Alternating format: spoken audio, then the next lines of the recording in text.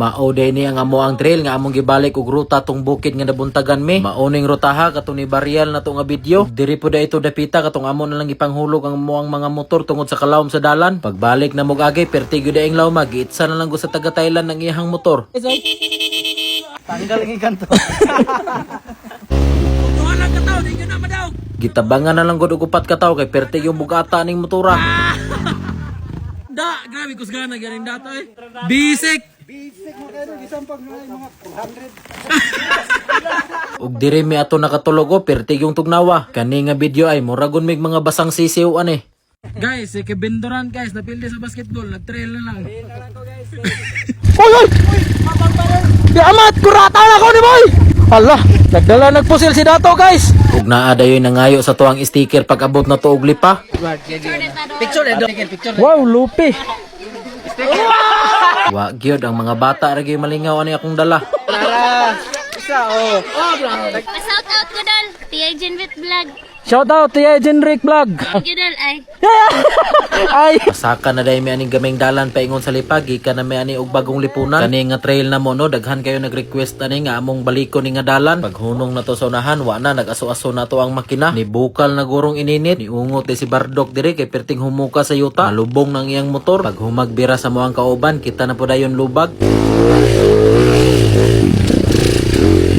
Tingala dayon ko no, pag abot na mo sa unahan, familiar kay nga lugar. Sus, diri man naming dapita na buntagan. Pastilan, hapit na namin nakaabot sa bagong lipunan ato. Tungod mangod sa kangit-ngit, abi na mog nangasaag na mi. Ug diri po to nakakita si Dato og isa ka boling nga saging o nga puros bugtok. Pero bisag bugtok, alami kay sa mo ang paminaw, murag humba tungod sa kagutom. Pag abot na to aning dagkong bato, perti nang digyasa kay basa na kay andalan. Mauni hinungdan bantong nabuntagan gyud mi aning rutaha. Kay lisod kayo ang mga dalan, samot na sa unahan. Bisan gurog kabayo, maglisod pa. Tanawa ang kasalbahis aning indurlot o imbis makasaka na ta sa babaw si paon pa pabalik na muna naraban akong tinukuray ani kay taas na kay akong motor kay ug maut balance tani sa pika sa kapahilot gyud ta pag ulit ako boda yung gibalikan ang ato ang mga classmate. Tingala ko nganong na traffic na sila dire perti namning lawma sa dalan kailangan pa kamulatay diha sa kilid para makaagi giunhan na dayog lubag ni Bardok power kay ni lupat.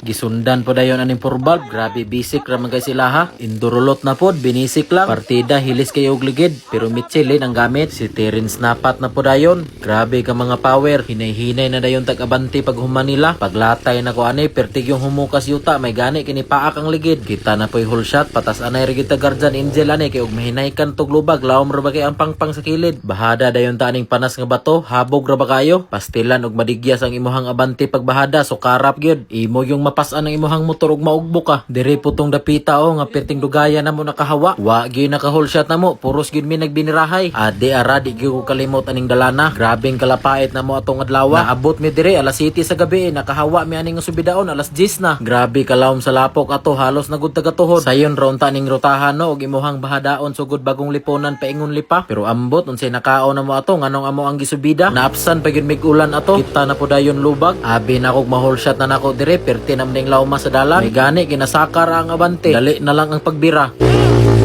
Si Dato na po dayon gigamitan og dipla kay gihap-an ang iyang motor. Kani gyud si Yoyo, grabe ka power, hapit gyud gi whole shot.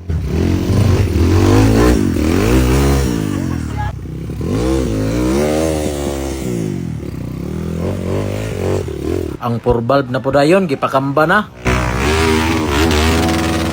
Power kayog unit ang lipiga. Grabe.